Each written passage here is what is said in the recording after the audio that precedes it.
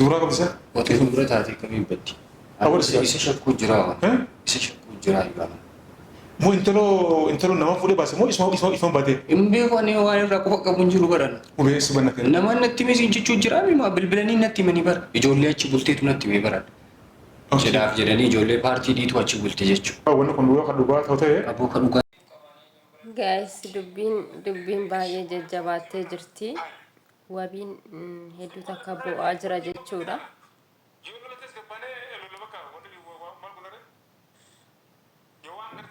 Maaltu akka uumame hin beeku garuu bakka baay'ee tokko tacanannaqee jira maal akka ta'e hin beeku.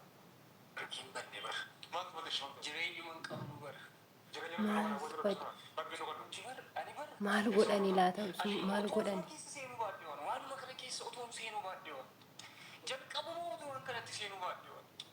Qohi micayyoo maal godhani ana gaafii natti ta'e wanni kun. Mucaan akka wayii taa'aa jira.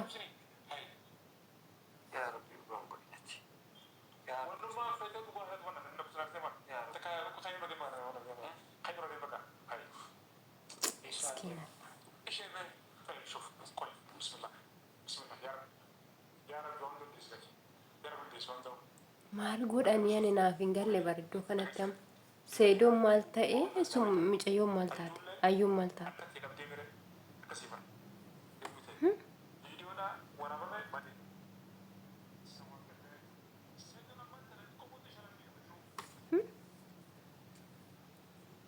Maal taateen jedhe barannaan galle amma akkaataan itti wabiin itti godhataa jiru rakkoo cimaan akka jiruttidha jechuudha. Indee dhugaa dubbachuudhaaf jechuudha ani maaltu uumame maaltu ta'aa jira naaf hin galle nama. Maaltu uumamaa jira? Maalni wanni ta'aa jiru? Wabiin maal ta'e? Maal taate ayyuun? Wabiin akka ayyuu waa takka irra ga'u hin fedhu niin beeka durumayyuu. Ayyuun akka wanta takka mudannoo takka wanna takka ayyuun akka taatu hin fedhu. Amma ayyuurra maaltu ga'ee maal taatedha? Ma dhugaadhuma jarri kan odeesse sun dhugaadhuma dubbiin dhugaadhuma taatedha. Dhugaadhuma taate? Dhugaadhuma taate sirreeffatuu qabna. Isa dhufte goonee keessa buusna. Ofteenya ofirratti ilaaluun hin taatu. Miskiina mucaan maraatee dhugaa rabbii waa malee seedoon immoo silkii cufateedha. Waa malee miti dhugaa rabbii waa malee miti wabiin naga fayyaa akkanatti hintiniin jedhu.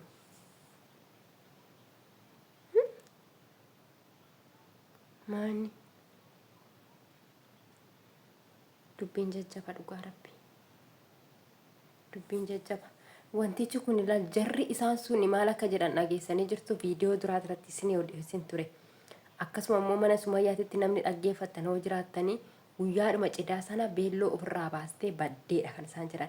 Erga guyyaa cidhaa sana ta'e har'a wabiin maal ta'ee ture? Har'a wabiin maal ta'e akkana maraataa jira amma har'a dhagahaa jirani otoo biyya keessa jiranuu akkamitti dhagahuu dadhaban isaan? Osoo biyya keessa jiranuu akkamitti arguu dadhaban isaan? Dubbichi umaa gaaf cidhaa sana miti jechuudha.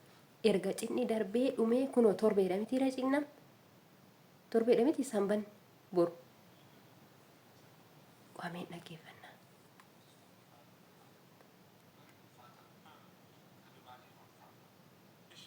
Maalidha wanni ulfaatu?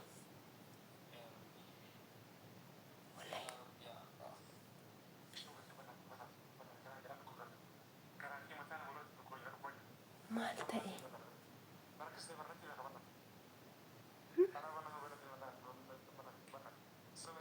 Maaltu uumame?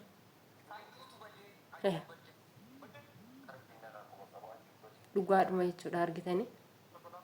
Argitanii dhugaadhuma jechuudha. Argitanii?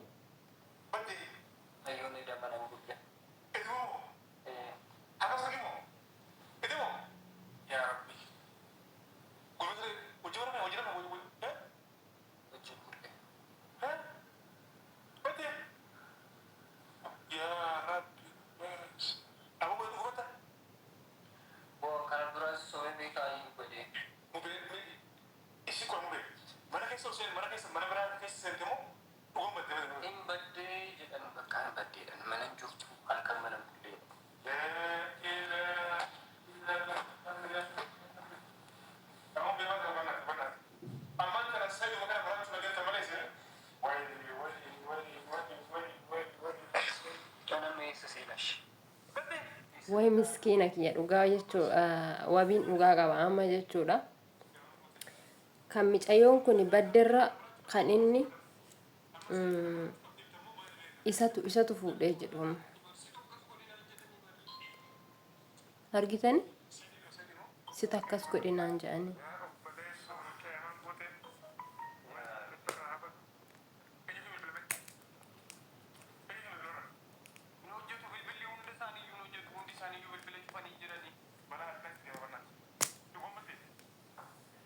wayyaa wabii kiyyaa asuman biyya kana keessaa bahi jara bira kana biraa deemi jara kana biraa oduma siin jiru kanarra buuteef maana sii godhareen maana sii godha anniin dubbadhu jedheen jira duramayyuu ammas waan an dubbadhu takka illee hin qaban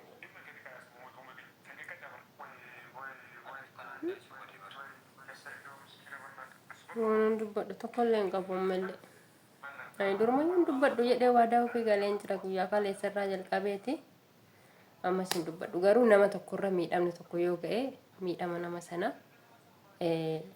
namni suni akka miidhamni tokkorra hin geenyeef ammas sagalee qabu takkan sagalee isaaniin an ta'a malee yaani akka duratti wantoota tokko jira miti akkasittiin keessa bu'ee dubbachuu hin danda'u jechuudha garuu amma wabiin hedduu takka jeeqamaa jira hedduu takka dhiphataa jira sababni isaa dhugaadhuma jechuudha wabiituyyuu waan kana godhe ani waan kana duruman keessa kootti yaade jarri kun akka sharriidhaaf deeman jechuudha durumayyuu maali kan isaan godhanii jarri isaan suni gaafuma cidhaa sana galgala beelloo ofirraa baasee lafa keessee baddeedha kan isaan jedhan jarri isaan kun immoo kunoo ammadha jechuudha kan isaan jedhanii wanti kun erga wanti hundinuu raawwatame sobanii amma maal godhu mucayyoon akka waan durbummaa hin qabne durbummaatti qabatanii jechuudha dubbiin durbummaa miti durumayyuu seedoon maalumti sunu seedoon yoo ayyuu fi seedoon muudannoon ayyuu muudate seedoos muudate yoo jiraate seedoon wanti inni irraa beeku hin jiru yoo immoo ayyuu qofa irratti wanti tokko muudannoon kun uumame seedoon nagaadhuma isaa jira taanaan seedoon durumayyuu micayyoo kana jaalala irraa hin qabu micayyoo kana fuudhee raawwatee waan ta'e gochuudhaaf ishee fuudhe malee dhuguma ishee fuudhee ishee waliin jiraachuudhaaf miti torbee tokko ishee faana jiraatee raafte durbummaa qabaachuu ishee baattee har'a bare torban tokko faana jiraate torbee tokko bajamaa torbee tokko faana jiraate har'a durbummaa qabdu jedhaani torbee tokko faana jiraate har'a baasee ishee gata maal jechuudha maal jechuudha